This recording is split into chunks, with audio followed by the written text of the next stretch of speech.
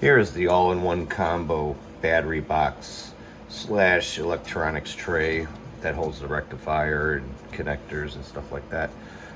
In the back end here, we have a bracket that gets cut out with some side cutters that actually gets placed in the front here, which connects to the backbone of the frame, and it makes a good grounding point as well while the battery's in here. I'll show you what it looks like with a small battery placed inside. You see kind of the space you're working with. And then this just mounts underneath the CDI, so this will just mount right underneath the frame where the CDI gets placed, and then the screws come in from underneath, and then the CDI could just go back on top of the frame and held in with some nuts on the top.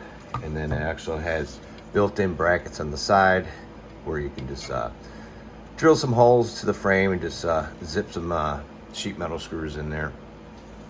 And then actually off the back here, this is another separate plate that is sold that can actually be mounted.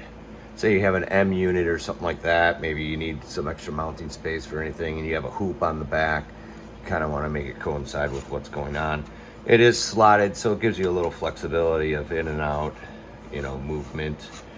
Same as well as here, slotted in case you got to move it in or out a little bit.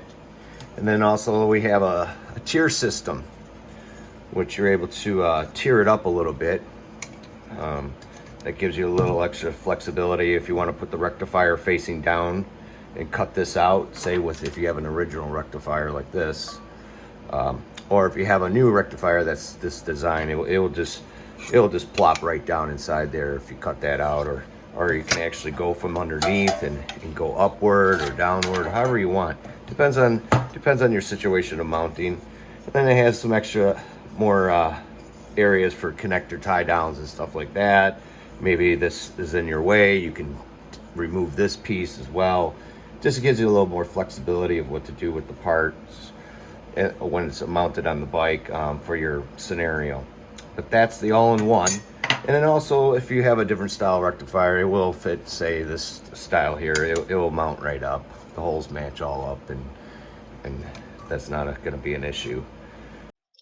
Here I'm just demonstrating how it mounts up from underneath. You can just see the mounting points underneath the CDI portion of the frame.